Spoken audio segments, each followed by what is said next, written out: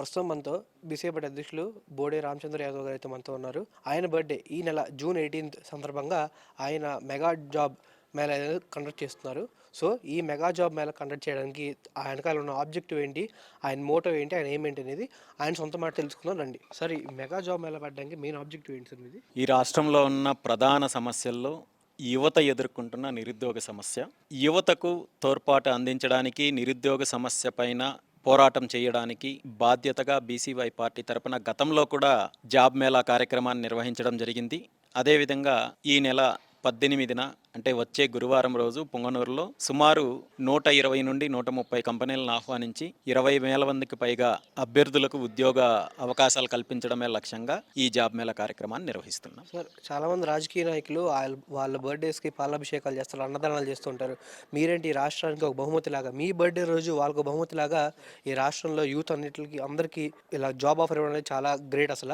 ఎందుకు? ఈ మోటో అసలు ఎందుకు మీరు ఇలా చేయడం కారణం ఏంటి? రాయలసీమ ప్రాంతంలో ముఖ్యంగా రాష్ట్ర వ్యాప్తంగా నిరుద్యోగ సమస్య ఉంది. రాయలసీమ ప్రాంతంలో ఈరోజు తీసుకున్నట్టయితే గ్రామీణ ప్రాంతాలకు వెళ్ళినట్టయితే చాలా గ్రామాలలో పూర్తిగా యువత వలసలు వెళ్ళిపోతున్నారు. గ్రామాలు ఖాళీ అయిపోతున్నారు. ఇక్కడ గ్రామాలలో పెద్దలు ఉంటూ వాళ్ళ యొక్క పిల్లలు దగ్గర లేకుండా అనేక రకాలుగా ఇబ్బందులు పడుతున్న వాటిని నేను ప్రత్యక్షంగా చూసిన సమస్యల్లో ప్రధానమైనవి. నా వంతు బాధ్యతగా బీసీవై పార్టీ తరపున ఏదో ఒక రకంగా ఈ నిరుద్యోగ సమస్యకు సంబంధించిన తోడ్పాటు అందించాలని చెప్పి, కృషి చెయ్యాలని చెప్పి ఆలోచనలో భాగంగానే ఈ జాబ్ మేళా కార్యక్రమాన్ని నిర్వహిస్తున్నాం. సో, ఈ జాబ్ మేళాలో ఎటువంటి జాబ్స్, అంటే యూత్‌కి ఎటువంటి జాబ్స్ మీరు ఇవ్వడం జరుగుతుంది? ఇందులో అన్ని రకాల కేటగిరీ కంపెనీలు పార్టిసిపేట్ చేస్తున్నారు.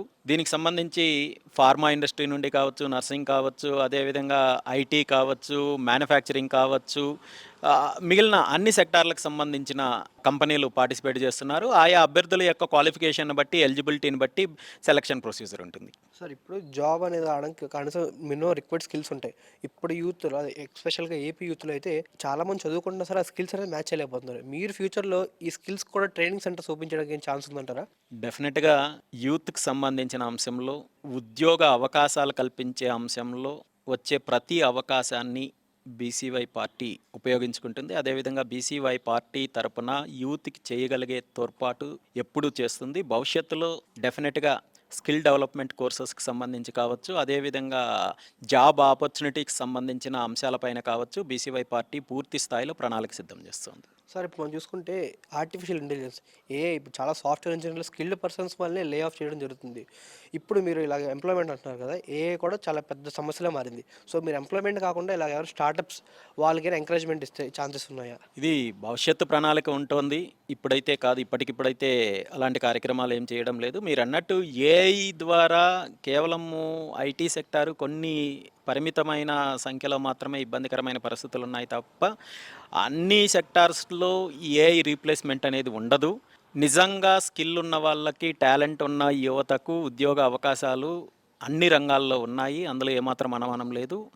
భవిష్యత్తులో యువత యొక్క నైపుణ్యాన్ని మరింత పెంపొందింపజేయడానికి, అదేవిధంగా మన రాష్ట్రంలోనే ఉద్యోగ ఉపాధి అవకాశాలు కల్పించడానికి బీసీవై పార్టీ కృషి చేస్తుంది. ఎంతమందికి టార్గెట్ చేస్తున్నారు సార్? ఎంతమందికి జాబ్ ఇవ్వడానికి ఎంతమంది టార్గెట్ చేస్తున్నారు? ఇప్పుడు చేస్తున్న కార్యక్రమం ద్వారా అయితే మాత్రం సుమారు 22,000 మంది ఉద్యోగాలు కల్పించే అవకాశం ఉంది. అన్ని పొజిషన్స్ ఉన్నాయి.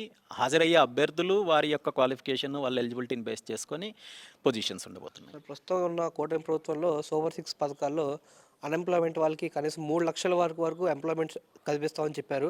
అలాగే అన్‌ఎంప్లాయిడ్ స్టూడెంట్స్ ఉన్నారో వాళ్ళకి పర్ మంత్ 3,000 ఇస్తామని చెప్పారు. కాదు, ఇప్పటికొచ్చి ఆ పథకం అనేది ఇప్పటికొచ్చి అమలు చేయలేదు. కానీ మీరు దానికి భిన్నంగా అయితే మీరు ఎంప్లాయ్‌మెంట్ జాబ్ మేళా కండక్ట్ చేస్తున్నారు. దీనిపైన మీ కాన్ఫ్లిక్ట్ పైన మీ ఒపీనియన్ ఏంటి సార్? నిజంగా ఈరోజు ప్రభుత్వము, అధికారంలో ఉన్న వాళ్ళు ఇచ్చిన హామీలను నెరవేర్చినట్టయితే ఈరోజు బీసీవై పార్టీకి కానీ, రామచంద్ర యాదవ్కి కానీ జాబ్ మేళా లాంటి కార్యక్రమాలు నిర్వహించాల్సిన అవసరం ఉండిండేది కాదు.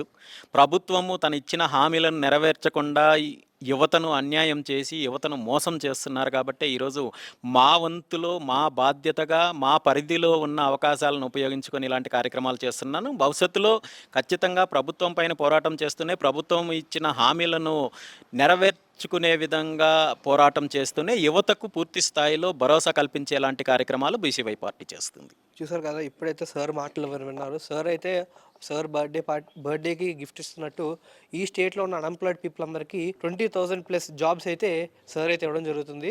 ఇలా ఉండంగా చాలా విచిత్రంగా ఉంది. ఎందుకంటే ఎవరైనా వాళ్ళ సొంత ఊర్లో అయితే వాళ్ళు ఎప్పుడైతే వాళ్ళు పండగలు చేస్తున్న పొనుగూరులో అయితే వాళ్ళు ఉండకుండా సార్ అని అయితే ఈ జాబ్ మేళా కండక్ట్ చేస్తూ చాలా అన్‌ఎంప్లాయిడ్ మందికి ఎంప్లాయ్‌మెంట్ ఇస్తున్నారు.